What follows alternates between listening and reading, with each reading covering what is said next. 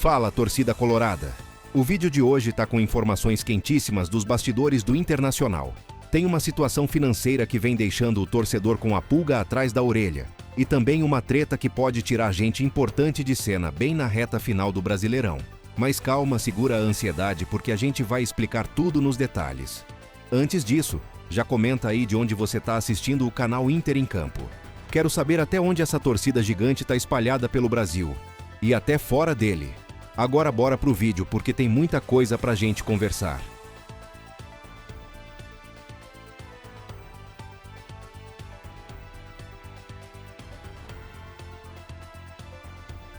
O torcedor colorado já percebeu que 2025 não tá sendo fácil pro Inter dentro de campo. Mas, nos bastidores, a situação também não tá das mais tranquilas. Problemas financeiros continuam rondando o Beira-Rio. E segundo fontes ligadas ao clube, podem estar se refletindo diretamente no desempenho da equipe no Brasileirão betano. A boa notícia é que, ao menos em relação aos salários dos jogadores, o clube garante que está tudo em dia. De acordo com o repórter Leonardo Moll, da Rádio Bandeirantes de Porto Alegre, o Inter afirma que todos os pagamentos CLT foram realizados normalmente, inclusive o mês de novembro, respeitando o prazo do 5º dia útil. Além disso, o clube também segue o calendário interno para os direitos de imagem, que são pagos até o 25º dia de cada mês. Ou seja, nesse aspecto, não haveria atrasos no grupo principal. Mas nem tudo são flores. O jornalista revela que existem valores em aberto, sim, mas referentes ainda à temporada passada. E o clube está renegociando essas pendências, com a promessa de que tudo deve ser regularizado até dezembro. E aí entra outro ponto importante. A principal patrocinadora do Inter, a casa de apostas Alphabet, que também patrocina o Grêmio, estaria com dificuldades para honrar seus compromissos. O contrato previa um repasse de 50 milhões de euros por ano, mas a realidade está sendo outra. Segundo o jornal Correio do Povo, o valor de 4 milhões de euros referente ao mês de outubro ainda não foi pago, e o depósito deveria ter caído no dia 10 de novembro. E não é a primeira vez que esse atraso acontece. Em outubro, por exemplo, o pagamento também demorou a chegar. Mesmo com isso, a diretoria colorada não cogita, por enquanto, romper o contrato com a patrocinadora. A expectativa é de que o valor seja quitado nos próximos dias e que a parceria continue normalmente. Agora, vou dar minha opinião sincera aqui. É claro que todo clube tem seus desafios financeiros, principalmente em uma temporada em que os resultados em campo não estão ajudando.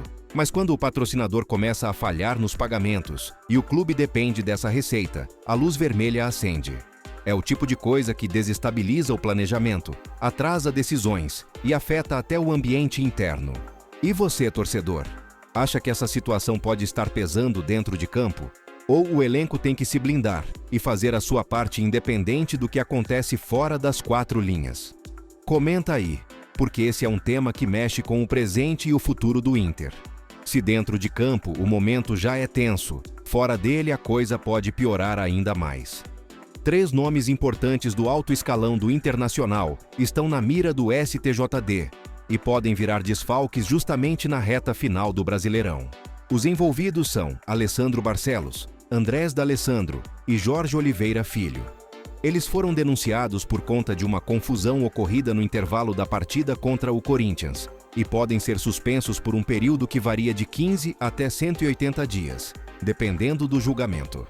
Segundo o árbitro Rodrigo José Pereira de Lima, ele ouviu ofensas vindas da comissão colorada, enquanto se dirigia ao vestiário no intervalo da partida. Essa informação foi registrada na súmula do jogo e acabou motivando a abertura do processo.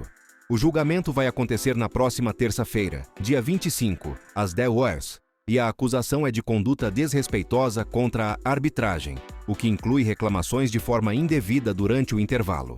E para complicar ainda mais, o analista de desempenho Juan Romanazzi também entrou na lista dos denunciados. Segundo o árbitro, ele teria ofendido membros da arbitragem, o que pode render suspensão de 1 a 6 jogos. Ou seja, não estamos falando só de gente do campo, mas de peças importantes dos bastidores, que ajudam a conduzir o clube num momento em que cada detalhe pode fazer a diferença. Ah, e não pense que só o Inter foi denunciado. Do lado do Corinthians, também foram incluídos na denúncia o técnico Dorival Júnior, o presidente Osmar Stabile e o executivo Fabinho Soldado. Ou seja, O STJD vem pesado para cima de quem passou do limite. Agora, cá entre nós, o futebol tem emoção, tem pressão, a gente sabe. Mas dirigente precisa ter frieza, ainda mais quando está na beira do campo ou nos corredores.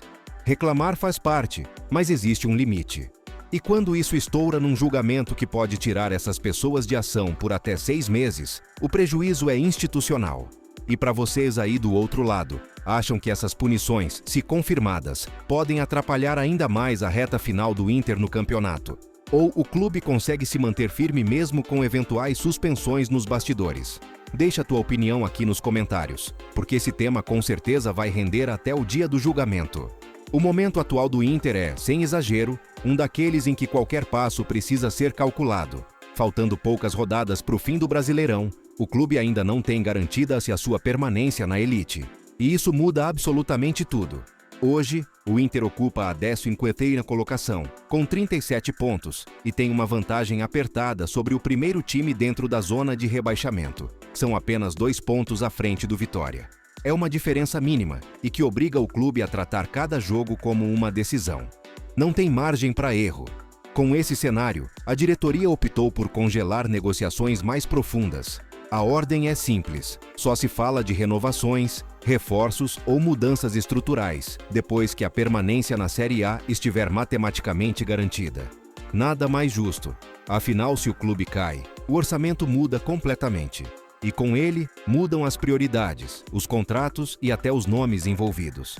Um dos casos mais falados é o do meia Alan Patrick, que desde agosto tem a renovação tratada como prioridade. O acerto está encaminhado, mas a assinatura ainda não aconteceu. E não é por falta de interesse, mas sim por precaução.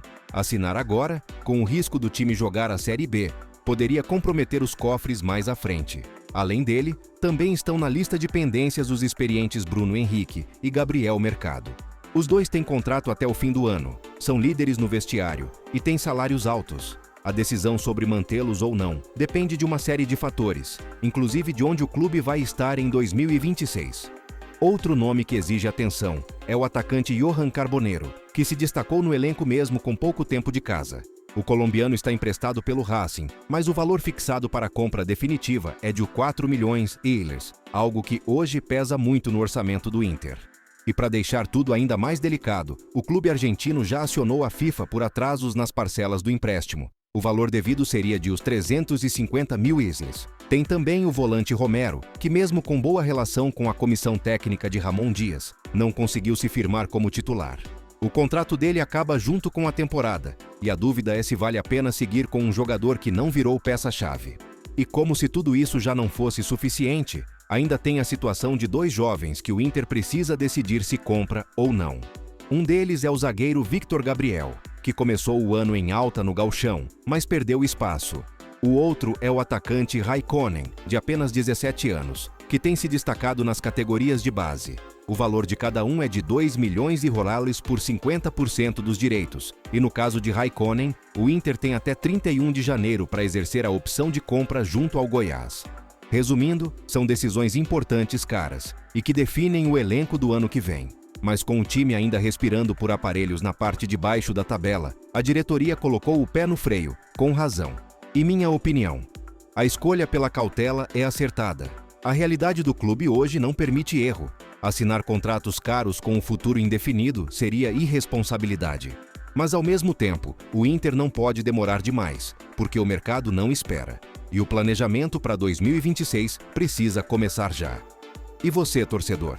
O que acha dessa postura da diretoria? Concorda em adiar tudo até se salvar? Ou acha que algumas decisões já poderiam ter sido tomadas? Comenta aí, quero saber o que você faria no lugar deles. E o mercado da bola já começou a esquentar no Beira-Rio.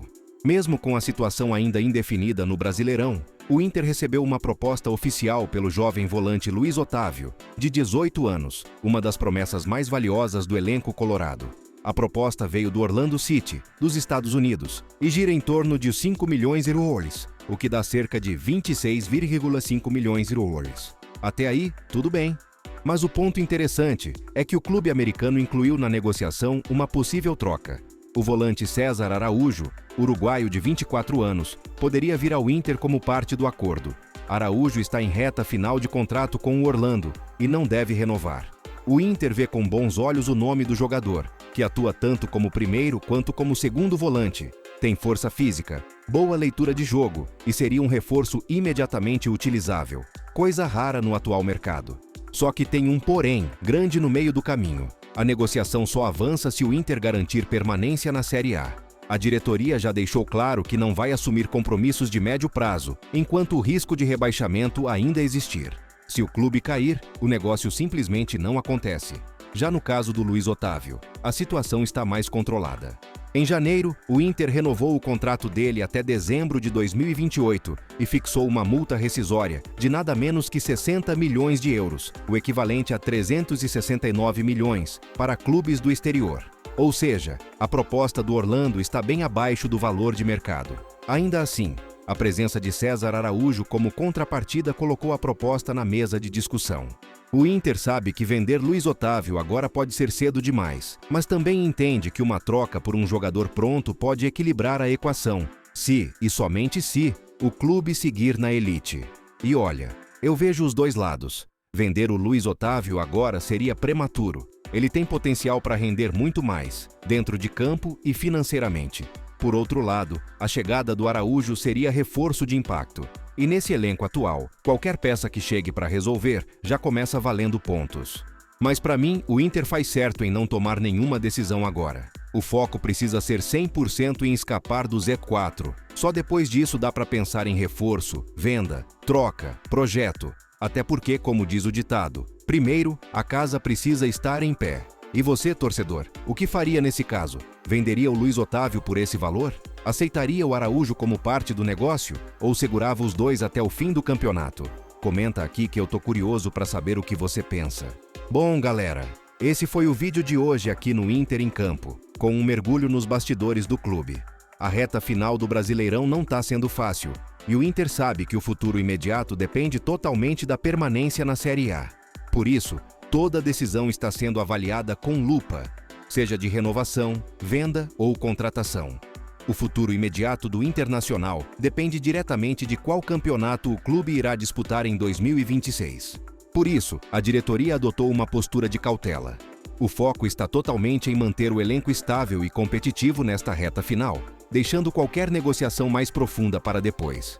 A prioridade é afastar qualquer risco antes de pensar em reforços, renovações ou mudanças estruturais.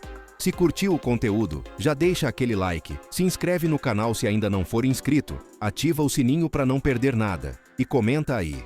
O que você faria no lugar da diretoria? Segura, vende ou aposta? A gente se vê no próximo vídeo. Até lá, torcida colorada. Tamo junto!